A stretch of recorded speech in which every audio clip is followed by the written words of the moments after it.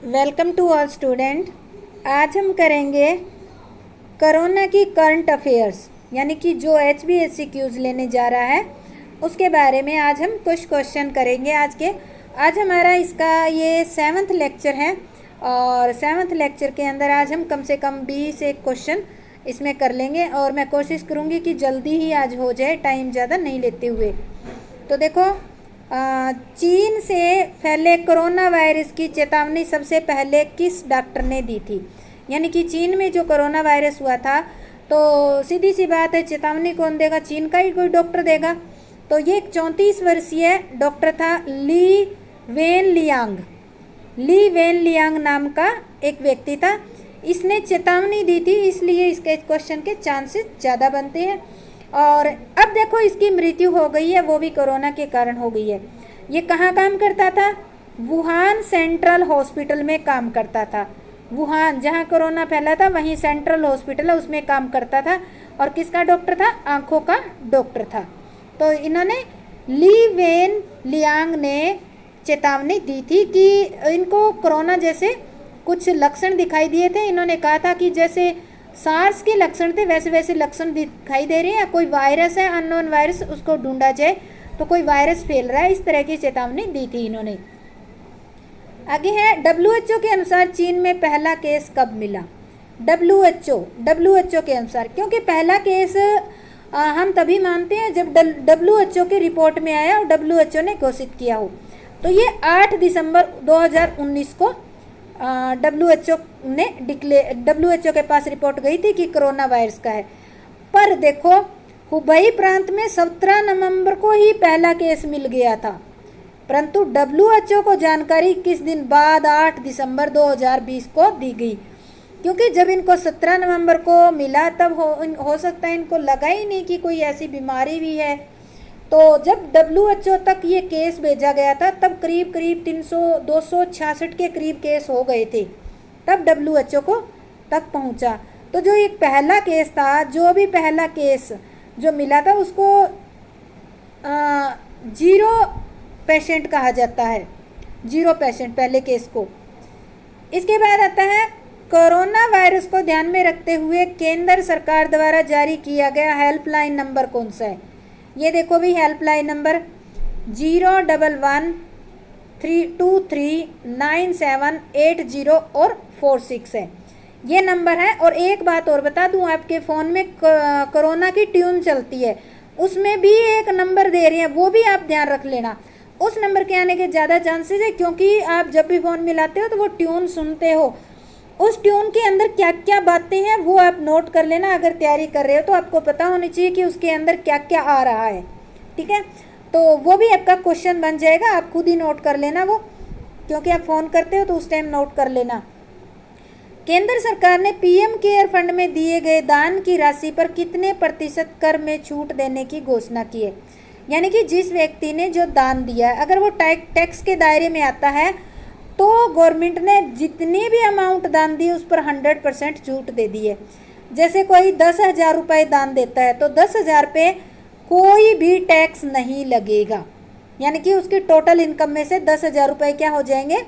Minus हो जाएंगे। भारत के किस राज्य ने डीजल, पेट्रोल और मोटर स्पिरिट के लिए कोविड-19 के कारण सेस लगाना शुरू कर दिया है? तो नागालैंड ऐसा राज्य है जिसने क्या किया? कोविड-19 सेस के नाम से सेस लगाया है। सेस क्या होता है? जो टैक्स के ऊपर चार्ज लगाया जाता है, उसको सेस कहा जाता है।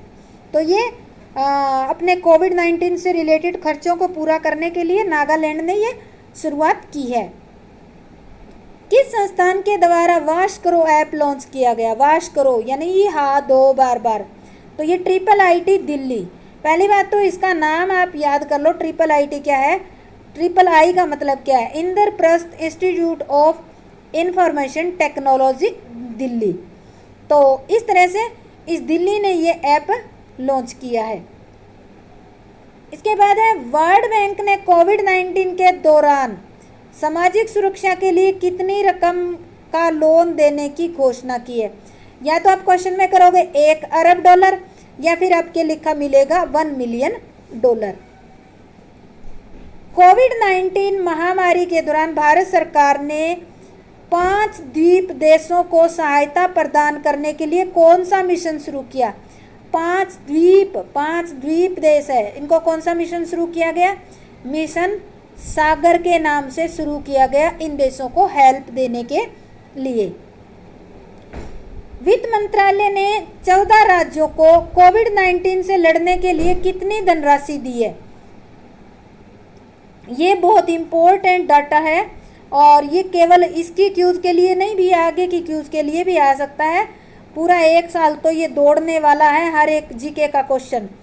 तो 6195 करोड़ 6195 करोड़ रुपीज। किस देश ने कोरोना वायरस शब्द और मास्क पहनने पर प्रतिबंध लगाया है? ये न्यूज़ कई बार चल चुकी है, आपको ध्यान भी होगा। तो ये तुर्कमेनिस्तान है जिसने क्या किया, कोरोना शब्द अगर मुंह से बोल लेते हैं, शब्द अगर बोलते हैं तो उस पर भी जुर्माना लगता है, प्रतिबंध है। किसी व्यक्ति को कोरोना शब्द नहीं बोलना है, किसी व्यक्ति को मास्क नहीं लगाना है। दिल्ली के मुख्यमंत्री अरविंद केजरीवाल ने हाल ही में कौन सा ऐप लॉन्च किया है? ये अभी किया है इन्होंने, थोड़े दिन पहले। तो इन्होंने दिल्ली कोरोना ऐप लॉन्च किया है, दिल्ली की जनता को कोरोना से अवेयर करने के लिए। आयुष मंत्रालय ने किस होम्योपैथिक दवा की सिफारिश की है? तो ये दवा, जैसे कि कोरोना हमारे देश में है, उससे पहले ही कहा जा रहा था कि होम्योपैथिक दवा ले लो, इम्यूनिटी इम्प्रूव हो जाएगी। तो ये वही दवा है, आर्समेनिक एल्बम 30। आर्समेनिक एल्बम 30, कई बार इसकी ऐड आपके शायद व्हाट्सएप पे एक बोतल सी भी आ गई होगी, उस पर लिखा हुआ है इसका नाम। भारत का पहला ओपन ऑनलाइन कोचिंग प्रोग्राम कौन सा है?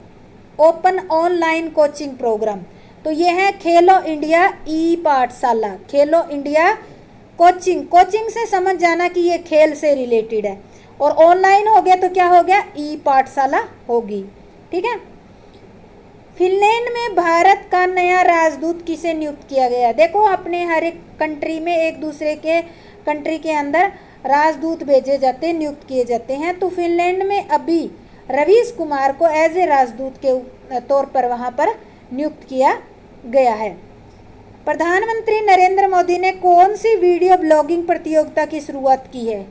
एक वीडियो ब्लॉगिंग प्रतियोगिता की शुरुआत की है जिसका नाम है मेरा जीवन मेरा योग। उत्तर प्रदेश के श्रमिकों के लिए शुरू किए गए ऐप का क्या नाम है? उत्तर प्रदेश सरकार ने अपने श्रमिकों की हेल्प के लिए एक ऐप शुरू किया है जिसका नाम रखा है प्रवासी राहत मित्र। प्रवासी मतलब जो दूसरे स्टेट में गए हुए मित्र थे, या अपने स्टेट की जो पब्लिक थी वो दूसरे स्टेट में गई हुई थी, तो उनको राहत देना। राहत कैसी? ऐप दे दिया, उस पर रजिस्ट्रेशन करेंगे और इनको अपने स्टेट के अंदर यानी कि अपने घर बुलाने का प्रबंध किया जाएगा। और दूसरा, इनको राहत और भी दी जाएगी, जैसे काम दिया जाएगा, इससे रिलेटेड भी। भारत के किस राज्य ने अपनी संस्कृति को बचाने के लिए 1000 से ज़्यादा शहरों के नाम और शहरों के और अपने इलाकों के नाम बदल दिए हैं? देखो, ये क्वेश्चन आपका बहुत लंबा चलेगा। कम से कम 1000 है, मैंने 2, 3, 4 लिए। इसमें वेरी इंपॉर्टेंट, या ये कह ले कि जो थोड़े से फेमस है उनको मैंने 3-4 को लिया है।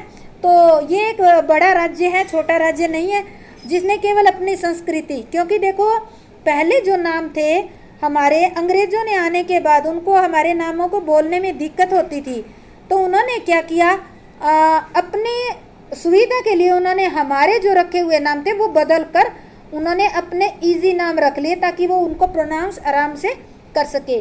तो ये तमिलनाडु सरकार ने काम फिर से शुरू कर दिया है। अपने बहुत सारे शहर और बहुत सारे इलाके ऐसे हैं जिनके अंग्रेज़ों ने नाम चेंज कर दिए थे, तो तमिलनाडु सरकार दोबारा वही नाम रख रही है जो पहले इनके नाम असली हुआ करते थे अंग्रेज़ों के राज से पहले, वही नाम अब दोबारा से ला रही है। तो कोयम्बटूर का अभी नाम बदल कर क्या रख दिया गया, ये नया नाम है, ठीक है, और ये अंग्रेज़ों ने रखा है ये नाम, तो अभी बदला गया है, तो इसका नाम होगा कोयम्पुथूर। थ है ये बीच में, ये थ है, कोयम्पुथूर। है तो मुश्किल बोलने में। कोयम्पुतूर, पर तमिलनाडु वालों के लिए नहीं होगा, इसलिए उन्होंने ऐसे ऐसे नाम रखे हैं। वेलोर का नाम क्या रखा है, नया नाम क्या है अब, विल्लूर। जो अंग्रेजों से पहले था वही नाम विल्लूर रख दिया। पंचमपट्टी का क्या नाम है, नी पंचमपट्टी नाम रखा गया है। और एक और मैंने नोट किया है, तिरुवरूर, तिरुवरूर का थिरुवरूर लिखा जाएगा, अब नया नाम ये हो गया है। तो इसके तो तमिलनाडु के तो वैसे ही बहुत मुश्किल मुश्किल नाम होते हैं, और अब ये और भी मुश्किल हो गए हैं। तो भैया आप इसको अच्छे ढंग से समझ कर याद कर लेना, ठीक है। इसके बाद देखो थोड़ी सी हम फाइनेंस से रिलेटेड बात कर लेते हैं, मार्केट से रिलेटेड, क्योंकि मार्केट हमारी गिरती जा रही है, रोज़ मार्केट गिर रही है, देखते हो आप। तो हमारे प्रधानमंत्री जी ने मार्केट को ऊपर उठाने के लिए एक पैकेज भी लॉन्च किया था 2020 यानी कि 20 लाख करोड़ रुपीज़ का, वो केवल मार्केट को उठाने के लिए ही किया गया था। इसके अलावा और भी बहुत सारे काम किए गए हैं, यानी कि बहुत सारी छूटें दी गई हैं। तो हम मार्केट से रिलेटेड भी एक दो क्वेश्चन ले लेते हैं। राइट इशू के तहत कोरोना महामारी के दौरान कौन सी कंपनियों ने 10,000 करोड़ रुपए की राशि जुटाने की योजना बनाई है। इस कोरोना महामारी के दौरान इसी टाइम में अपनी कंपनियों में जान डालने के लिए 10,000 करोड़ की राशि जुटाने की योजना बनाई है। किसके through, right issue. Right issue क्या होता है, यानी कि राइट इशू वो होता है जो जिन्होंने पहले शेयर खरीद रखे हैं उनको कम कीमत पे फिर से शेयर खरीदने का मौका देती है कंपनी, और वो शेयर खरीदते हैं तो कंपनी के पास क्या आती है, कैपिटल पूंजी आती है। तो इन कंपनियों ने, कौन कौन सी कंपनियां, वैसे तो बहुत सारी है, मैंने कुछ नामी गिरामी कंपनियों के नाम लिए हैं। Reliance industry limited, Mahindra finance, Tata power, Shriram transport आदि। पर ये क्वेश्चन इस तरह से भी आ सकता है जैसे कि इन कंपनियों ने कितने करोड़ रुपए जो है राइट इशू के थ्रू लेने की योजना बनाई है। या क्वेश्चन इस तरह से भी आ सकता है, ये कंपनियां हैं, इन्होंने 10 करोड़ रुपए किस योजना के थ्रू, यानी कि इन्होंने किस योजना के थ्रू लेने की योजना बनाई है, किस तरीके से, तो वो आ जाएगा राइट इशू। तो ये क्वेश्चन 3-4 तरीके से घूमकर आपका बन जाता है। इसके बाद है कोविड-19 के मद्देनजर सेबी। सेबी का पूरा नाम क्या है, security exchange board of India. ये हमारी जो शेयर मार्केट है उसको कंट्रोल करता है। कौन सी अस्थायी छूटें दी हैं, जो सेबी है इसने मार्केट को ऊपर उठाने के लिए कंपनियों को कुछ रियायतें दी है। जैसे मार्केट कैपिटलाइजेशन पहले 250 होती थी, अब उनको छूट दे दी कि 100 करोड़ तक हो सकती है। मिनिमम सब्सक्रिप्शन पहले 90% होना कंपलसरी होता था, अब कितना कर दिया, 75% कर दिया है। इसके बाद आता है चीन ने अपनी परंपरागत दवाओं की लिस्ट से किसे हटाया है। ये आपका वेरी वेरी इंपॉर्टेंट क्वेश्चन है। ये चीन ने ये इस लिस्ट में से नाम ऐसे इतनी आराम से नहीं हटाया, ये जो है वैश्विक दबाव, विश्व के दबाव की वजह से हटाया है। पेंगोलिन नाम था, पेंगोलिन जो है उसको हटाया है क्योंकि चीन ने इसमें ये माना है, या जो वैश्विक दबाव बना था उन्होंने भी ये माना है कि पेंगोलिन से इस नए वायरस का कोई ना कोई कनेक्शन है। देखो इस नए वायरस का कनेक्शन चमगादड़ से और पेंगोलिन से माना जा रहा है। इस कारण से सभी कंट्रीज ने चीन के ऊपर दबाव बनाया कि पेंगोलिन को हटा दिया जाए इस दवाई की लिस्ट से। वैसे भी जो पेंगोलिन एक जीव होता है और इसकी जो स्किन होती है उसमें कुछ स्किन ऐसी होती है जो ब्यूटी प्रोडक्ट्स या ब्यूटी से रिलेटेड मेडिसिन बनती है उनमें यूज होती है, और इस जीव की ये चींटियाँ या दीमक वगैरह खाकर जीवित रहता है और इसकी तस्करी सबसे ज़्यादा होती है। तो दूसरा बेनिफिट इसका ये भी होगा कि तस्करी बंद हो जाएगी, ठीक है। और दुनिया में इस जीव की सबसे अधिक तस्करी होती है और ये चींटी खाने वाला जीव है, और ये चीन ने अपने आप ने ये हटाया। विश्व के दबाव के कारण चीन ने ये फैसला लिया है कि इस दवाई पेंगोलिन के जो प्रोडक्ट होते हैं या उनसे रिलेटेड या उनको यूज़ किया जाता है, उन प्रोडक्ट को जो है उन्होंने इसकी लिस्ट में से हटा दिया गया है। तो ये आज हमारे 20 ही क्वेश्चन लिए हमने, आपको अच्छी तरह से समझ आ गए हैं। तो चैनल को लाइक शेयर और सब्सक्राइब ज़रूर करें। मैं और क्वेश्चन भी डालूँगी और कल से मैं हरियाणा जीके और इंडिया की जो जीके है उससे रिलेटेड भी सब्जेक्टिव और ऑब्जेक्टिव दोनों टाइप की सीरीज़ आपके सामने लाने वाली हूँ। थोड़े दिनों में, नज़दीकी 2-4 दिनों में आपके सामने ले आऊँगी, ताकि आपकी केवल कोरोना नहीं, आगे की तैयारी भी आपकी अच्छे ढंग से हो जाए। तो धन्यवाद। जय हिंद, जय भारत।